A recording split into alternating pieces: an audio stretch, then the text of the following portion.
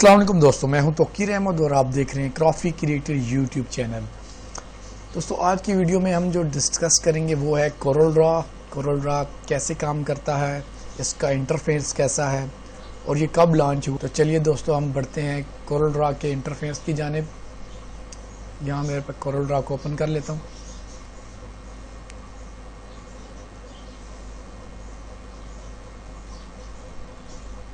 तो दोस्तों यहाँ पे कोरल ड्रॉ हमारे पास ओपन हो चुका है। इस तरह का इंटरफेस आ रहा है। वेलकम स्क्रीन या क्विक स्टार्ट स्क्रीन आ रही है, जिस पे आप एक जगह पे रीसेंट फाइल्स आ रही हैं, आपने जो जो प्रोजेक्ट्स पहले डील किए हैं। उसके बाद स्टार्ट न्यू में आपके पास आ रहा है न्यू ब्लैंक डॉक्यूमेंट्स या न्यू फ्रॉम टेम्पलेट्स। बहुत सारे सॉफ्टवेयर जब आप डाउनलोड करते हैं तो उसमें ऑटोमेटिकली कंपनीज की जानिब से टेम्पलेट्स पड़े होते हैं। आप वो भी ओपन करके देख सकते हैं कि इस चीज़ पे कैसे काम हो रहा है या कि किस प्रिंसिपल के लिए इस्तेमाल किया जाता है।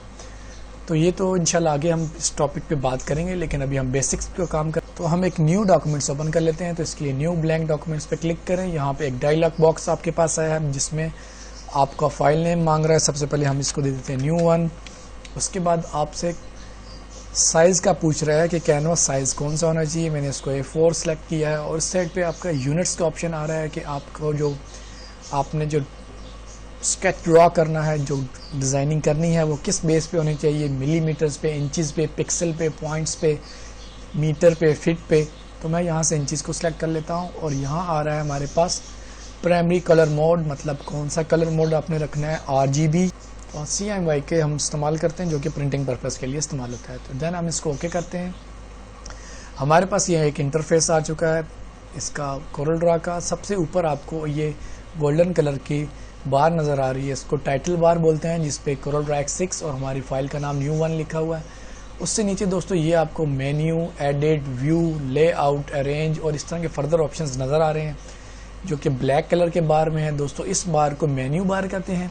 उससे नीचे आपके पास ऑप्शंस आ रहे हैं सेव, अनडू, कट, इस तरह के जो ऑप्शंस हैं। ये दोस्तों हमारे पास जो बार है इसको स्टैंडर्ड बार कहते हैं।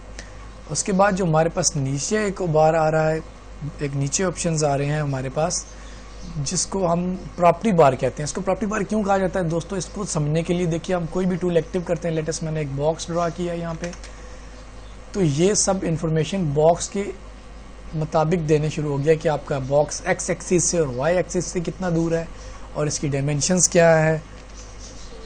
लेटेस्ट आप इसको 6x6 में एडजस्ट करना चाहते हैं और एंगुलर क्या है, मतलब इसका एंगल क्या है, जूम इन कितना है, जूम आउट कितना है। ये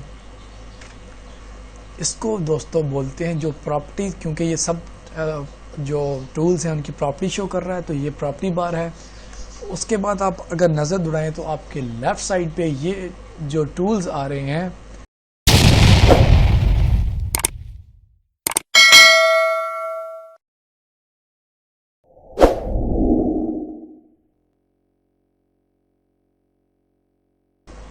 तो ये जो सब टूल्स हैं इस एरिया को टूल बार कहा जाता है। जबकि आप अपने राइट साइड पे नज़र दौड़ाएं तो दोस्तों यहाँ पे आपके पास आ रहा है कलर बार या कलर पायलट्स।